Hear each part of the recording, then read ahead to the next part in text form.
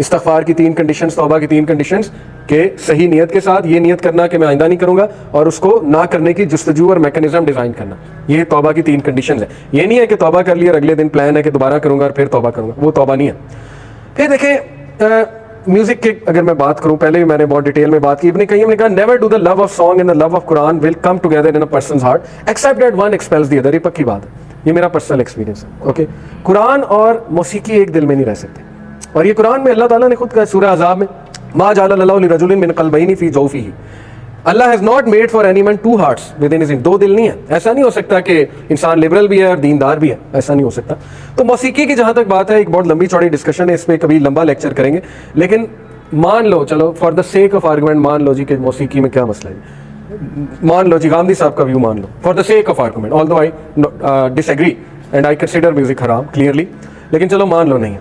आज का म्यूजिक जो है वो क्या है, 99.9% फिल्थ है, चाहे वो बॉलीवुड के गाने, चाहे वो रैप है, चाहे वो हिप हॉप है, चाहे वो कोई भी गाना है, उसमें क्या सिखाया जा रहा है, उसमें या तो औरत डिस्कस हो रही है, उसका फिगर डिस्कस हो रहा है, drugs and rock and roll, ये पार्टी डिस्कस हो रहा है, या योलो एक फलसफा है, यू ओनली लिव वंस, वो डिस्कस हो रहा है, या उसमें जो है वो क्या फन डिस्कस हो रहा है, where is the element of grooming, कुछ भी नहीं है।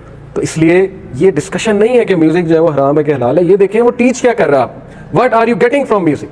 म्यूजिक का वही इफेक्ट है जो ड्रग का इफेक्ट है, वो एग्जैक्टली वही न्यूरल पाथवे आपका एक्टिव करता है जो ड्रग एक्टिव करता है। और ये आप तजर्बा आप लोगों ने किया होगा कि आप जब बहुत हाई म्यूजिक जो है वो डोप देता है, डोपामीन जो है वो आपको हाई करती है, एड्रेनालिन रश होती है, उसके बाद वो ऐसा ठप होता है बंदा कि आपकी सोच है, उसके बाद फिर सुनता है वो, फिर चाहिए उसे।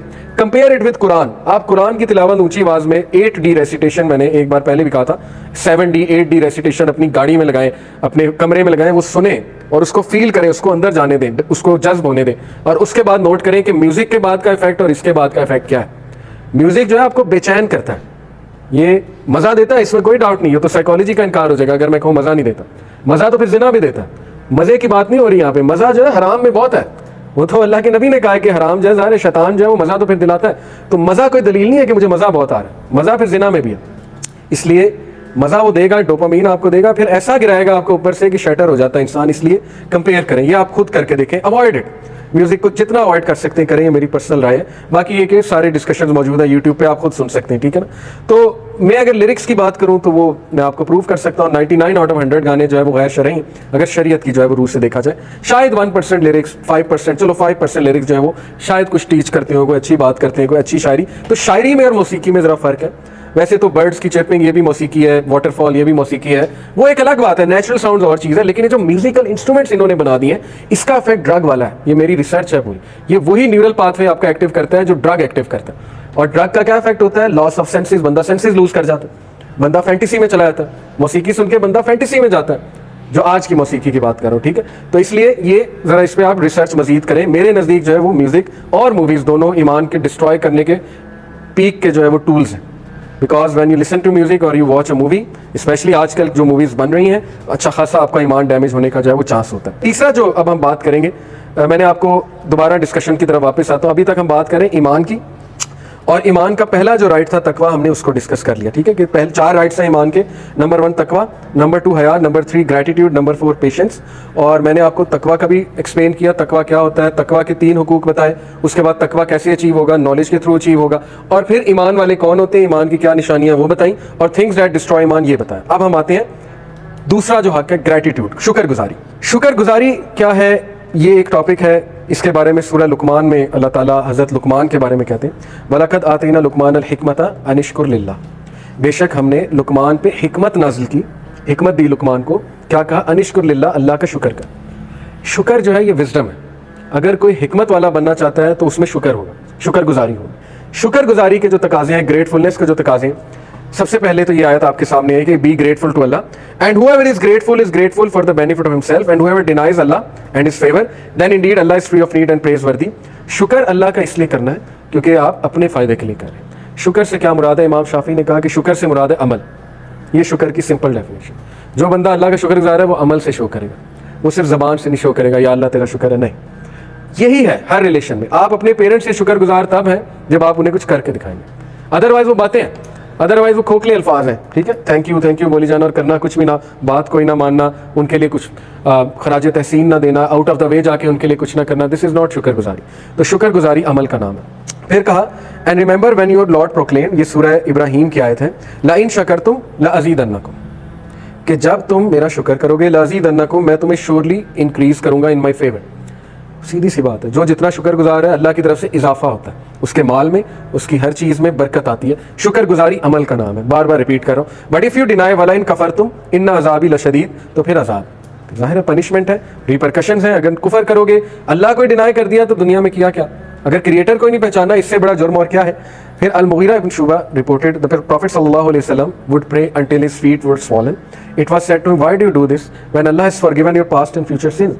या रसूलुल्लाह आप क्यों इतनी नमाज पढ़ते हैं खड़े होकर, जबकि अल्लाह ने तो आपके गुनाह माफ़ कर दिए। रसूलुल्लाह सल्लल्लाहु अलैहि वसल्लम ने कहा, shall I not be a grateful servant, क्या मैं शुक्रगुजार बंदा ना बनूँ। क्या पता लगा शुक्र किसका नाम है, अमल का। जो बंदा जितना शुक्रगुजार बनना चाहता है, अल्लाह की इबादत में उतना इंक्रीज हो जाए, और अल्लाह की इबादत से पावर मिलेगी आपको, वो पावर आपको किसी और चीज़ से नहीं मिल सकती। आजमाई हुई बात है, इसीलिए अल्लाह ने कहा ना, वस्ताईनु बिस्सब्रि वस्सलाह इन्नल्लाह मअस साबिरीन, बेशक नमाज में और सब्र में ताकत पकड़ो, नमाज और सब्र में, वस्ताईनु, और बेशक अल्लाह साबिरीन के साथ। तो नमाज से ताकत मिलती है, मुसलमान की सुपर पावर ही नमाज है, ठीक है। नमाज को पावर बना लें अपनी। नमाज के बारे में असलाफ के ऐसे ऐसे इकवाल हैं कि जब भी असलाफ को कोई दुख पहुंचता था, गम पहुंचता था, वो सबसे पहले नमाज पढ़ते थे। कहते थे चलो जी मुसल्ला बिछाओ, नमाज पढ़ते, नफल पढ़ते हैं, बस शुरू हो जाओ, ठीक है ना। तो वो कुरान पढ़ना शुरू कर देते हैं, नमाज बस बिछाओ और शुरू कर दो। तो इससे इंसान को जो है ना वो इज्जत मिलती है, इंसान को विजडम मिलता है। लोगों के सामने रोला डालने से जो है ना वो इज्जत नहीं मिलती। हमारा काम है लोगों के सामने हम पहले रोला डालते हैं, उससे ये कि थोड़ी इज्जत में कमी आती। इज्जत अल्लाह के सामने खड़े होने में, रब के सामने, लेकिन ये कि लोगों से बात शेयर कर सकते हैं, उसमें हर्ज कोई नहीं है।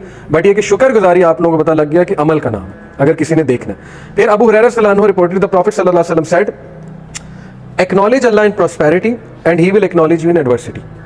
अगर तुम अल्लाह को जब तुम प्रॉस्परस हो, जब तुम्हारे पास माल है, तुम्हारे अच्छे हालात हैं, याद रखोगे, तो अल्लाह तुम्हें तुम्हारी तंगी के हाल में याद रखेगा।